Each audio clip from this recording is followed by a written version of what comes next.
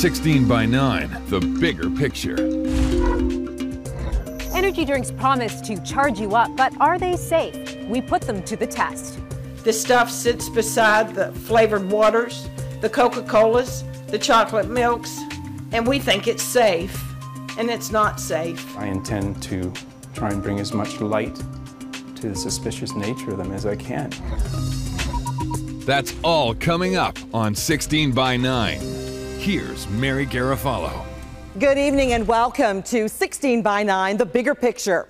The explosive investigation that kicked off our third season is making waves. A few weeks ago, we blew the lid off energy drinks. And just 2 days after our broadcast, Health Canada warned Canadians that there might be a link between energy drinks and seizures. We wanted answers, so we went to the top. Here's our Beatrice Politi.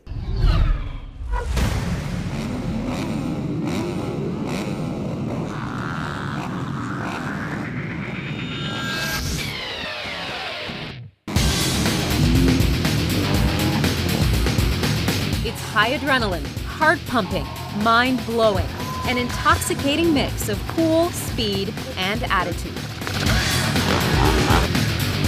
It's all about high energy in the sport, in the faces of the fans, and it turns out, in their drinks. Awesome. It's good. It's wicked. Awesome, wicked, and everywhere. The popularity of energy drinks has skyrocketed to a $5 billion industry in North America since the first of its kind hit store shelves back in the mid-1990s. And the core of that multi-billion-dollar market? Young adults and teens. Never mind that Health Canada says energy drinks are approved for adult use only and not recommended for children. Yet 1 in 3 teenagers drink the stuff regularly. Jim Shepard's son was a teenager when his dad says he tried an energy drink for the first time. It was 2008, and 15-year-old Brian Shepard was competing in a paintball tournament in Pickering, Ontario. My wife and I were speaking to someone on the other team, actually, that won, and Brian, someone came over and told us that Brian had collapsed. Collapsed and stopped breathing. Within minutes, the paramedics arrive. They perform CPR on Brian and rush him to hospital. As one nurse put it, he put up a valiant effort. And right around midnight, he stopped. His heart stopped finally. They couldn't explain his death. The doctor couldn't tell us why. That he had arrhythmia, yes, but why he got an arrhythmia, there was nothing in the autopsy to suggest what the cause was. Brian's autopsy showed he was a healthy teen with no heart problems of any kind. Still, something took Brian's life.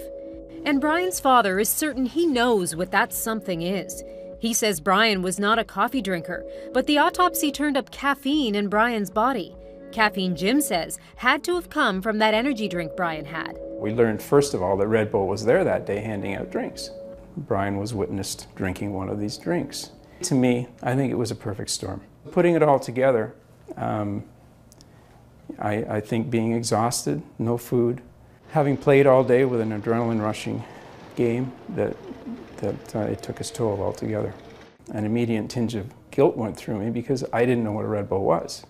In a written statement to 16 by 9, Red Bull said, "We are sympathetic to Mr. Shepard and his tragic loss." And it also went on to say that it is Red Bull's understanding that there was no connection between the energy drink and Brian Shepard's death.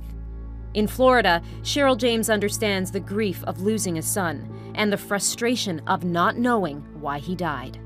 Have you ever known of a 19-year-old to just die for no reason? It doesn't happen. Something killed my son. Cheryl's son, 19-year-old Drew James, was a regular caffeine drinker, coffee and energy drinks. But his mother says one day Drew tried a brand of energy drink he'd never tried before, a drink called Monster Nitrous. The brand promises a buzz that's bigger than ever and a potent 5,000 milligram energy blend that will whip you good. He had made one comment about he felt kind of sick to his stomach, but it was instantly that his eyes rolled back and he started falling to the ground. Drew's autopsy listed the cause of death as cardiac arrhythmia due to ischemic cardiomyopathy, or oxygen and blood cut off from his heart. And the autopsy showed one more thing: caffeine in his blood. Your child doesn't just die. Something caused his heart to get out of rhythm. And it had to be the volume of energy blend and caffeine. Had to be. A grieving mother convinced. But can caffeine really be the cause of heart problems? Well, this caffeine expert, Ahmed Al-Sahemi from the University of Toronto, says even relatively low levels of caffeine can be a serious health risk. There's been some evidence that in some individuals, caffeine can cause an increase in heart rate and spikes in blood pressure. And for some people who have possibly a genetic predisposition to heart disease, could act as a trigger for a heart attack. But Al-Sahemi isn't the only scientist to support Cheryl's conviction energy drinks can be dangerous. Scott Willoughby, a cardiovascular researcher at the University of Adelaide in Australia, did a study on energy drinks. Willoughby had 50 otherwise healthy young adults consume a sugar-free energy drink. Then he tested their blood to see the effects the drinks had on them. They changed the profile of young, healthy individuals more towards the parameters we would expect to see from somebody who is elderly and has cardiovascular disease. Things like a higher risk of blood clots in the coronary arteries, heart disease, and even heart attacks. Not exactly the image of a young, healthy teen. This study is suggestive that there could be a link between energy drink consumption and cardiovascular disease. However, that is a tentative link at this stage. And the studies linking energy drinks to health risks are adding up. A study showing an increase in heart rate and blood pressure after consuming an energy drink. A study linking the drinks and seizures. A study linking them to increased high-risk behavior in youth. None of this science surprises this father who lost a son. What really frustrates me is when I hear industry say we have the strongest regulations in the world.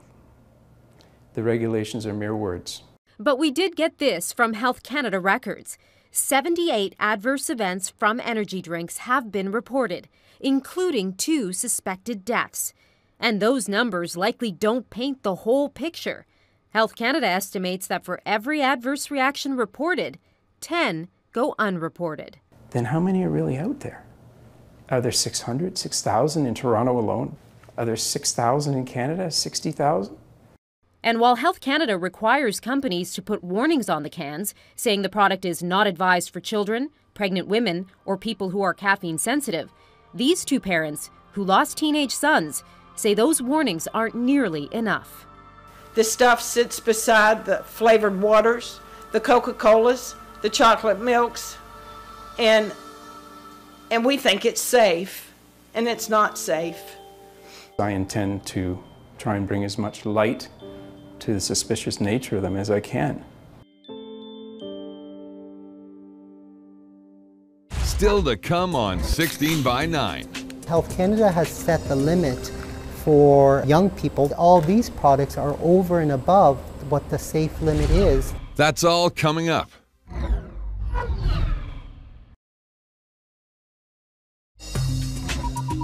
Welcome back to 16 by 9, the bigger picture. What's in a name? Well, everything when it comes to marketing.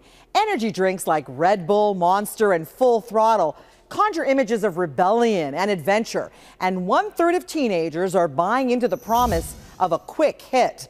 But what exactly is in energy drinks? 16 by 9 put the drinks to the test. Here again is our Beatrice Politi.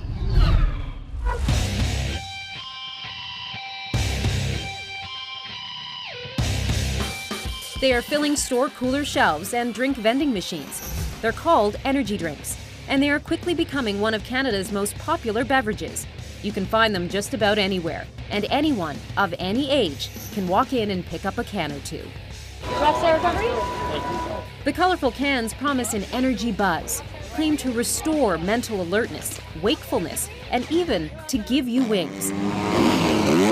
But some drinkers told us that hit isn't always a good one. They were telling me that it was the increased heart rate and that it could have stopped at any point in time, that I was close to having a heart attack. They said it was directly because of the energy drinks. I went and consulted my doctor, and basically she deemed it as me being in a coma, being out for in 2 days was a result of the energy drink. I've been mixed with a prescription medication that I was on at the time. Once I went to bed, I couldn't get up. Reports of increased heart rates, nausea, even pain in a drink approved by Health Canada as safe for adults only. A look at the label on one of these drinks might just give a hint about why the promised boost could go bad. Guarana, taurine, ginseng, all known stimulants, and one more, the big one, caffeine. 16 by 9 decided to find out if what's on the label matches what's in the can. So we took 6 popular brands to a lab. So we'll have a 50, 100, 200, 300, 400. Dr. Massimo Marconi is a food scientist at the University of Guelph. So what do we have here?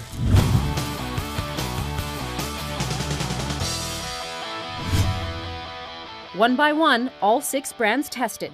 The result. For all of them, they're slightly higher than what was reported. All 6 brands, every single can Dr. Marconi tested, had more caffeine than listed. And the culprit for those higher than listed levels could be this, an ingredient called guarana. It's one of the most highly caffeinated plants in the world. But Health Canada rules don't require drink companies to tell consumers about that caffeine. One of the things that's interesting about that is that the caffeine in guarana doesn't actually have to be outlined or delineated on the can as per Health Canada rules. Exactly, so that's where you can get a little bit of a fudging. It depends what type of extract it is. Some can be more concentrated, some of them can be 22% caffeine, some of them can be 1.5% caffeine. That translates into extra caffeine that Health Canada doesn't make companies list on the outside of the can, but is still on the inside.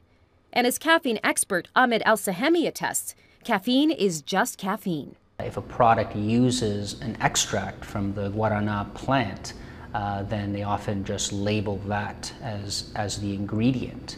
But caffeine is caffeine, and the molecule is identical, regardless of whether it's caffeine from coffee or caffeine from guarana.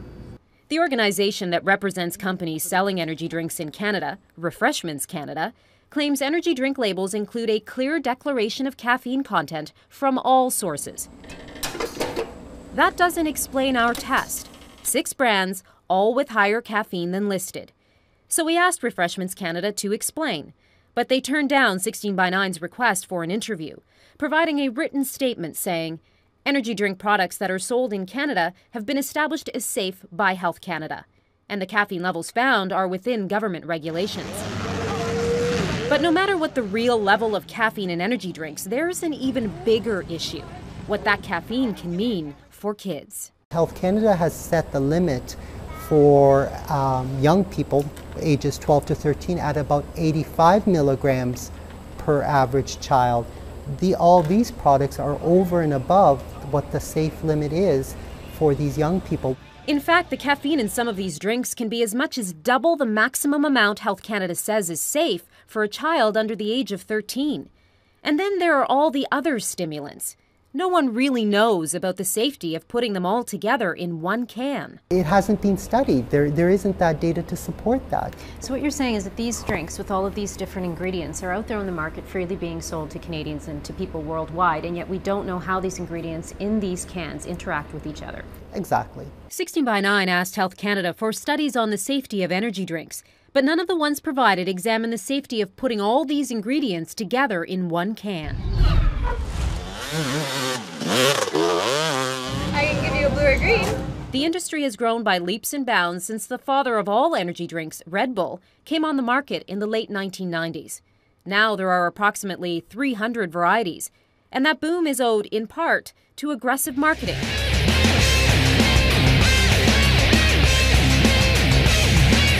If you want to go hunting, what you do is you hang up by the water hole, because that's where the animals are going to show up. It's called grassroots marketing. Lindsay Meredith, a marketing expert, says it's working for energy drink companies. It's selling the sizzle just like it always has been, and it has to have the right gnarly look if you want to catch that younger age market. And that's certainly important if you want to get anybody between those ages of, say, 10 and 20. And for the right gnarly look, energy drink companies sponsor events like this. Some of the big brands out there, Red Bull, Monster, look, the names probably give away some of the issues right off the bat. It has to have a particular kind of image. Rockstar Recovery. Thank you very much. You're welcome. Energy drinks are considered natural health products under Canada's Food and Drug Act, approved for adults only. And handing the drinks out for free, just like we're seeing here, is considered a violation of the act. And it's a penny. And this, accepting a penny, well, that's technically okay. But that policy is under review by Health Canada. And then, at another event, this teen says no one asked his age before handing him a cup. Matthew McCartney, age 15. Our cameras also captured this. I have to hand it to your dad. Technically, she did the right thing, but the drink still went to a child. Yet energy drink companies maintain their target market is strictly 18 and older.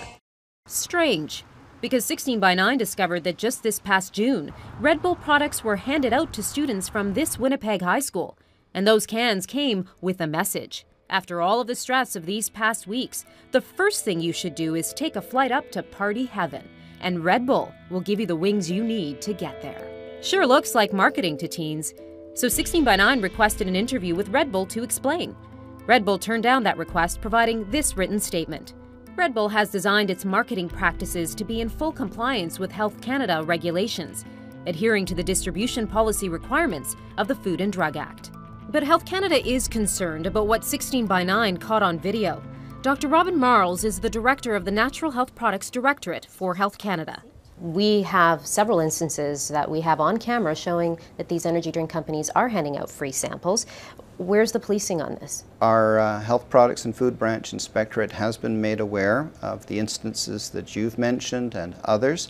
They are actively investigating these. But again, it's still a complaint-driven process. Health Canada is not doing spot checks to make sure that these energy drink companies are not handing out free product. Health Canada has not been doing spot checks at this point, but as I mentioned, this is something we are moving towards in terms of prioritizing our resources. We asked all 6 companies whose drinks we tested to explain about the safety and marketing of their product.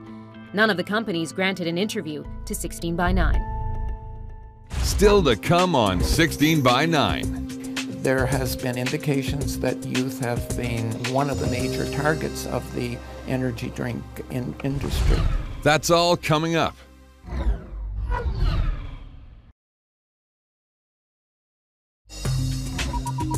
We're back with the bigger picture. Health Canada says energy drinks are only approved for adults, but anyone, anywhere, of any age can buy them anytime. So who's keeping watch? Here's our Beatrice Politi. Jim Shepard lost his son 2 years ago. Just hours, he says, after 15-year-old Brian drank an energy drink. There's a hole at every dinner table, every family dinner table, you know, at family gatherings. I have no words for you. You can't describe it. This father is now on a mission to warn others against a product he considers dangerous. There is no policing. They rely on complaints in order to do compliance action. Health Canada doesn't investigate without a filed complaint, so that's exactly what Jim did, starting with a complaint about free energy drink handouts. Soon after, in April 2009, one company, Red Bull, agreed to stop giving out samples. But Jim says that breakthrough was short-lived. On February 6th of this year, watching a 13-year-old's hockey game, and I come out in the parking lot, and lo and behold, there's a Red Bull car. And as I took a sample, there was a teenager in front of me getting a sample. Jim calls that marketing to kids.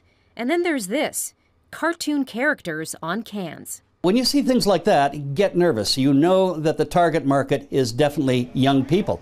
A few months ago, Health Canada issued a recall on those cartoon drinks made by Boston America, because the products did not contain warnings, contraindications, dosage, or age populations. But 16 by 9 discovered that recall is falling short. Donkey Kong Jungle Juice, Mr. Bounce.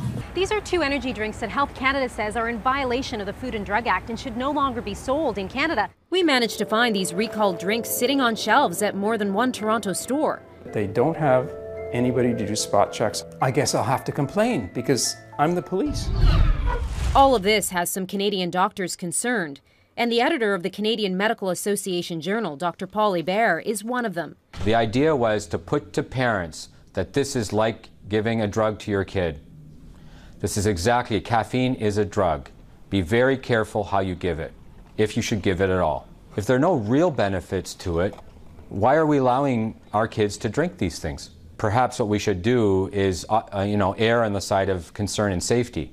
So arguably, I think the onus of proof is on companies, possibly on regulators, to prove to Canadians that they are safe. On Prince Edward Island, the drinks are banned on school property. PEI's chief health officer is Dr. Lamont Sweet. The energy drinks have an addictive compound in it. Youth, in particular, can become addicted, and certainly there has been indications that youth have been one of the major targets of the energy drink industry. And there is a major concern that we have that it is the new tobacco. What exactly is Health Canada doing to police energy drinks across the country?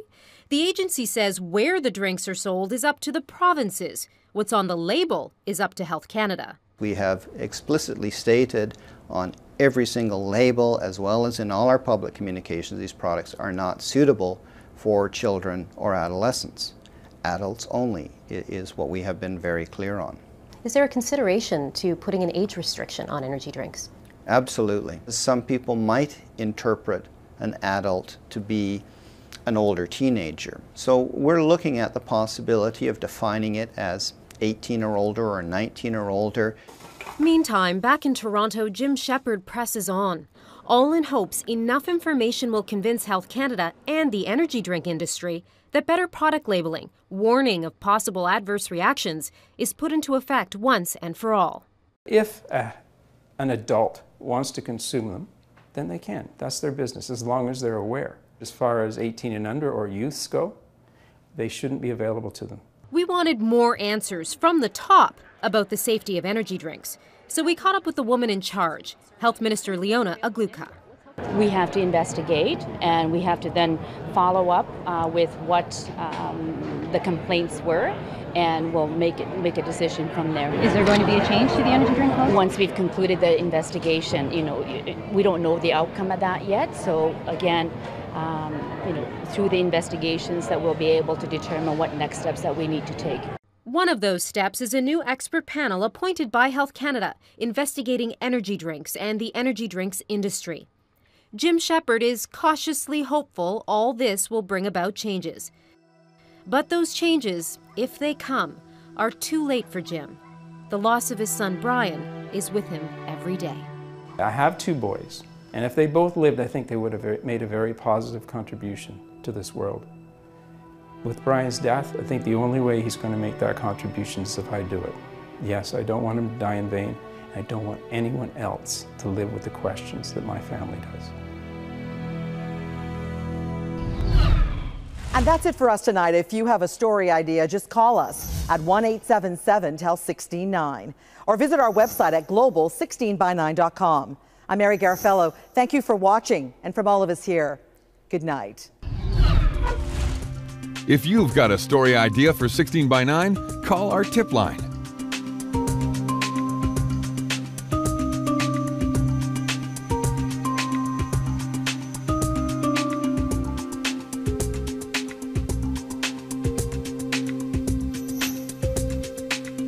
"16 by 9, the bigger picture." That's a wrap.